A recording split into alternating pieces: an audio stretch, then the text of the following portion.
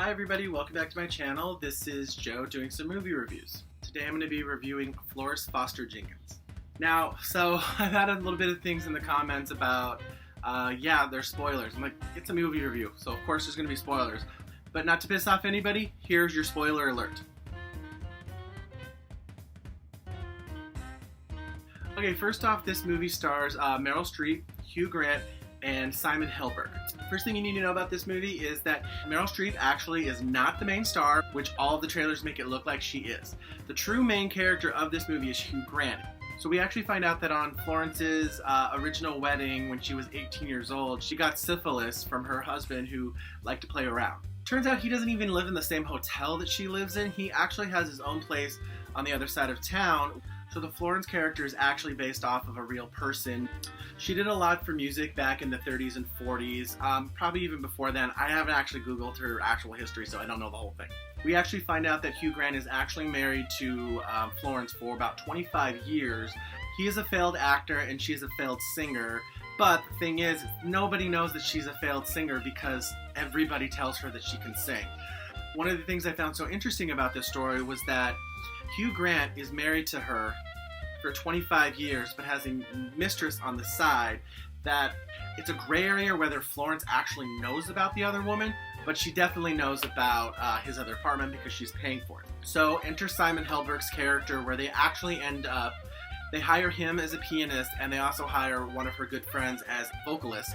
So basically the gist of the story is that Hugh Grant loves her so much, maybe not in a romantic husband and wife way, but more as in a almost mentorish type of feel.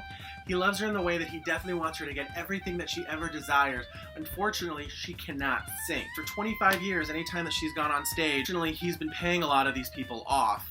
Mostly the media, to say you are wonderful, you are great. There's at one point in the movie she ends up making a record and she sends it out to all of the people in the music theater club that she runs as a Christmas gift, and it becomes this big huge joke. So since the husband has been paying off everybody for 25 years, she doesn't actually know how bad of a singer she is.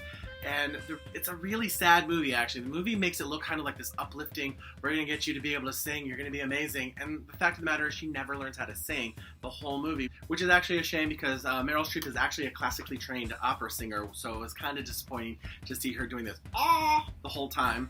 She puts on this huge performance at Carnegie Hall, and she donates about 1,000 tickets to soldiers who have actually heard her album, and they say that this is giving me great strength and I love it and whatever. The day of the performance, obviously she's not sung any better, and ends up, people are laughing at her, and she gets like, I can't believe what's going on. A couple of her friends, tell them to shut up and defend her. She finishes her concert and thinks that everything is great. So the next day they're waiting for the reviews, and Hugh Grant goes down and gets all of the posts and everything from all of the newspapers that covered it that he has paid off to write these fantastic reviews, and the one reporter who refuses to take a bribe, of course, writes a horrible review about it. So Hugh Grant ends up actually buying up all of the posts and ends up just walking 15 feet and throwing it into the trash can, which is kind of stupid. She ends up actually having run into two people that were at her performance the night before, and they're like, oh my god, you did such a great job, such a great job, I couldn't stop laughing, your comedy album is a hit, it's so amazing. So Florence actually ends up going to the newsstand where the papers were bought out, and the guy at the newsstand ends up saying, oh yeah, this British guy came by and bought all of my copies and just threw them in the trash.